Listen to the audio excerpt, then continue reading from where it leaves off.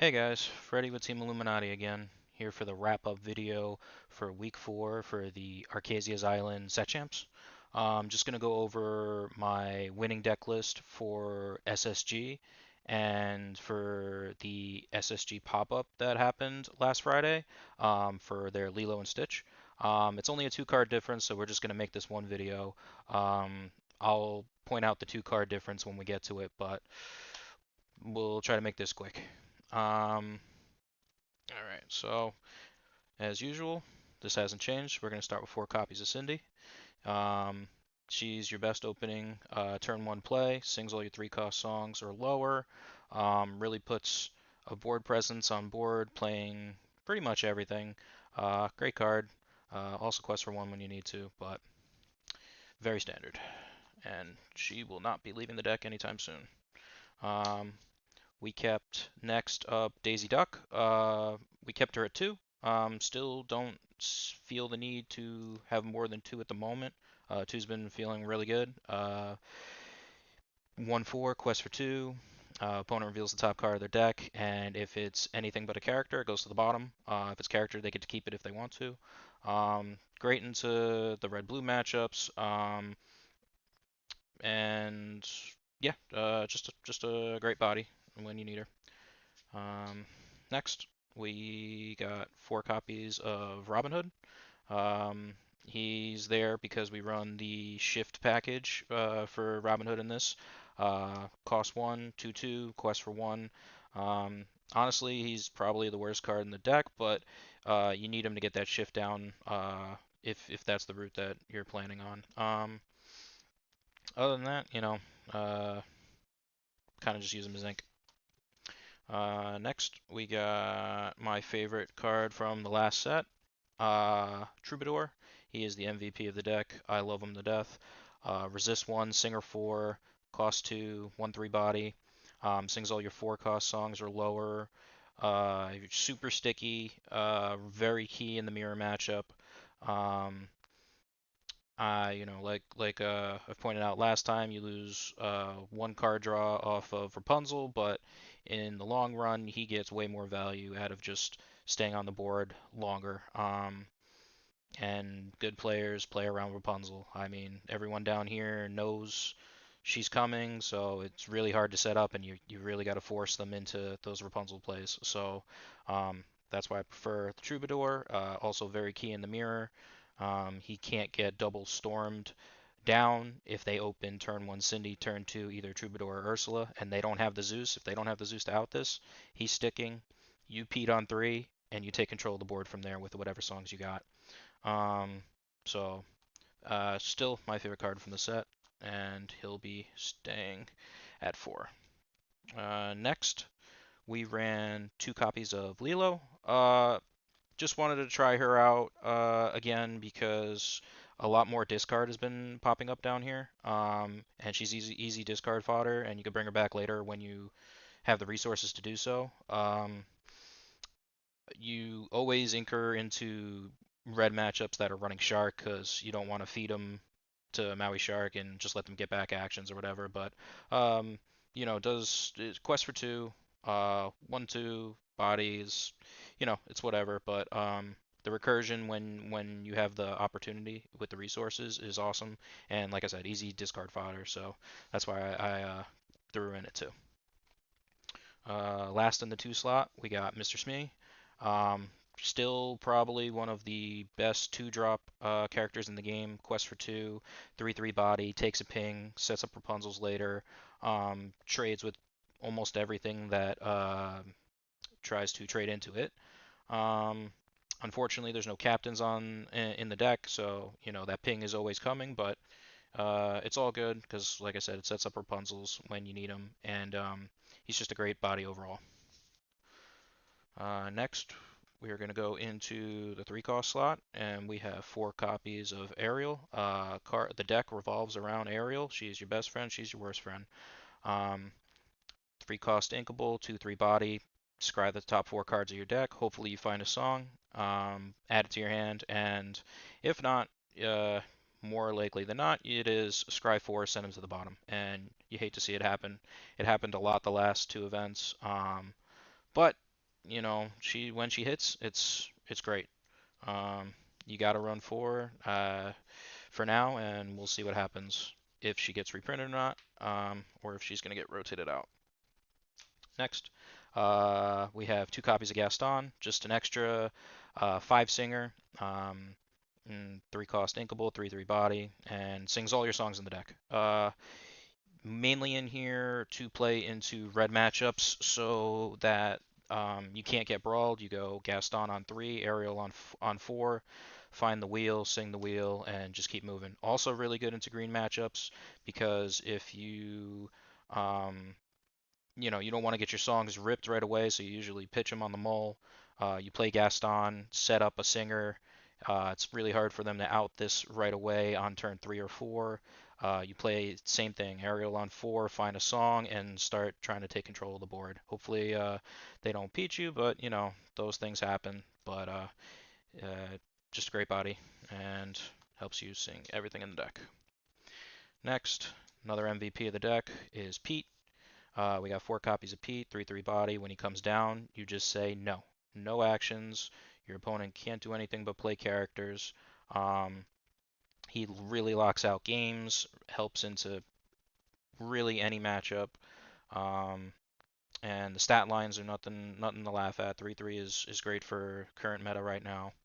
Um, and if you can start chaining Pete's and questing, you're pretty likely to win the game. Very important in the mirror, very important in red blue sometimes, and especially into discard when you're trying to set up your board as quick as you can before your hand gets shredded. Uh, Pete really helps you, you know, either bring games back in your favor or lock them down. Next, we have three copies of Lawrence. Um, he is a 4/4 body when he has no damage on him. Three cost inkable, quest for two. You mainly throw him down to set up your Rapunzels. He can't get Sea-Suit easily. He's just great at applying pressure, and if I could squeeze the fourth copy in, I would, but I have some other tech choices that we were trying out, like the Lilo and the next few cards you'll see. So had to cut some room somewhere, but Lawrence, great card. So last in the three slot, and this is where the two card difference will come between. At the SSG set champs, I ran two copies of Benja, three cost inkable, 2/3 body, quest for two, and on play you can banish an item. I played this at set champs because I was expecting to see more red blue item in the room, and there were quite a few. So I wanted to make sure I had an answer to early workshops and coils and fishbone quills. Um, because once the red blue items gets rolling with like workshop and quill and all that stuff, the game kind of spirals out of control pretty quick, and they're really able to do what they want to do. So I wanted to not auto lose to them, so that's why Benj is in there. But on Friday at the Stitch event, I decided to play Sven in its place. The reason I played Sven on Friday was because I thought I would see more discard, which I did, and I wanted an answer to Space Pirate Pete and Diablo. So if I needed to sing a song, I could ready their Pete, and hopefully I have either Troubadour or another singer like Gaston. Um, ready the Pete, sing Zeus. Pete doesn't have that resist one anymore because he's not tapped, so you can out the Pete that way, or um, same thing, ready the Pete and sing Criminal Mind with any three cost character or a three cost singer. And then also to ready Diablo in when you're going for the whole new world play, so that they're not drawing up to 14. You just ready the Diablo, sing the whole new world, and then hopefully you draw a kill spell, then kill Diablo so that they're not also drawing for that. So that's why I ran this on Friday at the Stitch event, and Benja on Sunday at the Set Champs. Because, like I said, I thought I'd see more red blue at Set Champs, but I thought I would see more discard at the Stitch event. And it turned out I saw more discard at both events.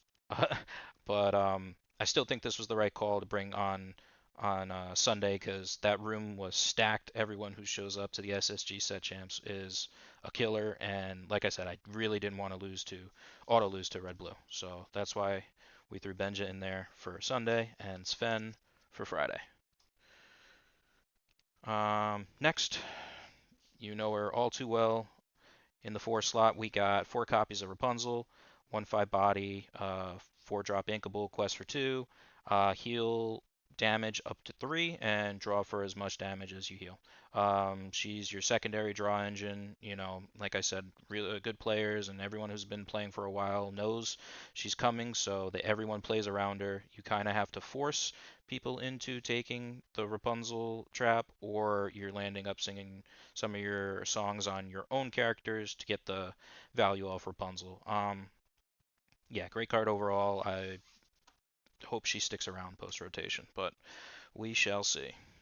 And then last in the 4 slot, just 1 copy of Naveen, 4 cost uninkable, 3/3 body, quest for 2, singer 6, and on play you can sing a song uh, from your hand for free. So also gets around the Space Pirate Pete because when he comes in, he's not exerting the sing, he's just playing due to his effect. He's your emergency button. I saw him when I needed to, and that's really all I could ask for him. I didn't want like I said, if you play too many copies, sometimes he gets bricky in the beginning, especially not being on like lanterns or anything that you could cheat him out early. So the 1 copy was perfect. I could see 2, but I really just saw him when I needed to, and that's all I could ask. So I like him at 1. Next, we move to the 5-drop slot, and the only character in the 5 slot is Robin Hood. He's your shift target for the 1-drop Robin Hood, 5 cost, inkable, 3/6 body, quest for 2. Um, when he banishes a character in a challenge, you gain 2 lore, and when he's banished in a challenge, you draw a card. Great into everything other than red, pretty much. Still not a ton of Medusa flying around right now, which is good, so he's more sticky. Keeps that early pressure, and you know when he gets traded out, if he's not banished with a song or something else, he replaces himself. So you know he's my favorite shift package in between Robin Hood and the Queen, Ariel, and Cinderella. Hands down my favorite shift target. And then last, we're gonna just fire through the songs because they haven't changed since the last profile. So in the 3 slot, we're gonna have 2 Criminal Minds. We're gonna have 4 Let the Storm Rage On, and 4 copies of Strength of a Raging Fire.